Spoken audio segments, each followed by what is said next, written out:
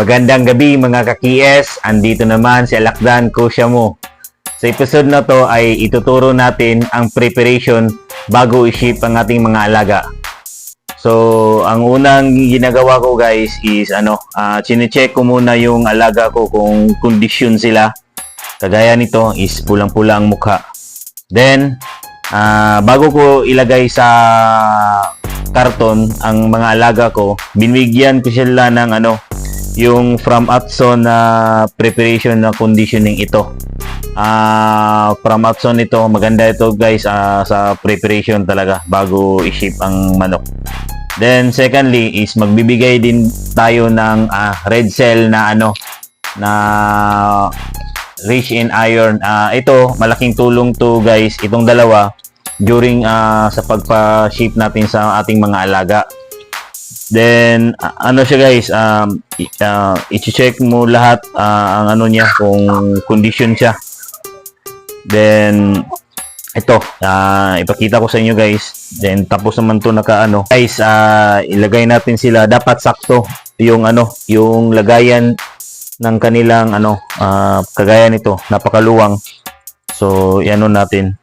Meron kasi tayong i-ship papuntang Antique. Tatlo itong ready to breed. Kunin ko yung isa guys. Sige guys, pakita ko sa inyo kung paano ang pag-apply nito. Unang-una din guys, dapat malinis yung paa nila. So ito is lang, dalawang drops lang nito.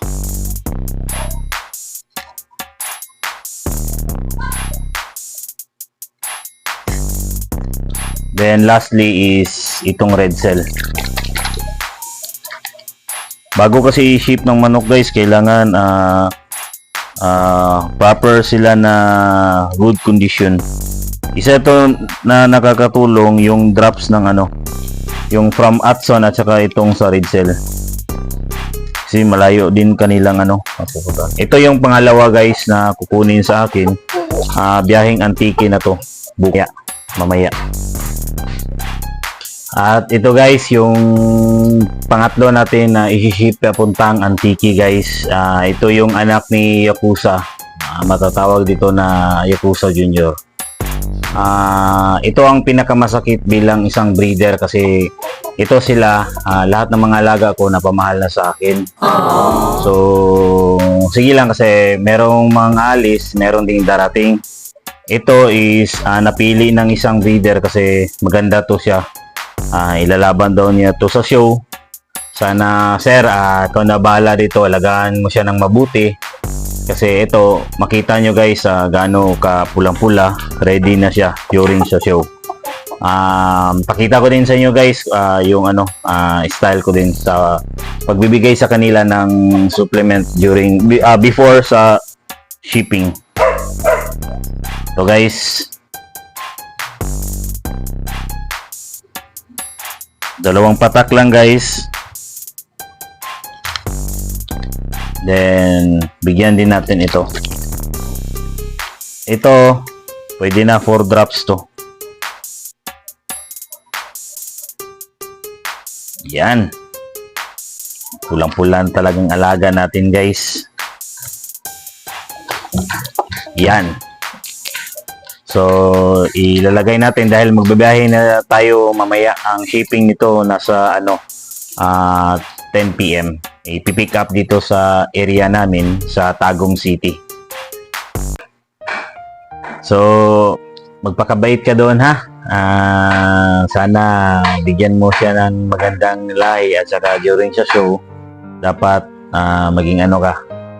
So ingat doon sa lugar ng Antique. Ingat ka doon ha. Grabe talaga guys. Ganda niya. Lahat ng mga KS ko mababait talaga lahat sila. So once na i-kiss ko sila, magpa-kiss din sila. Ingat ka doon ha. Then galingan mo doon. Tatayo mo ang lahi ni Yakuza boss. Ingat ka. Meron pa pala tayong guys, i-shoutout. Shoutout po pala kang Sir Rem MBL from Cotabato yan siya guys. Shoutout sa iyo sir at magandang gabi. At kang Sir Resty Puhas ng Antique. Shoutout sa iyo sir. Salamat.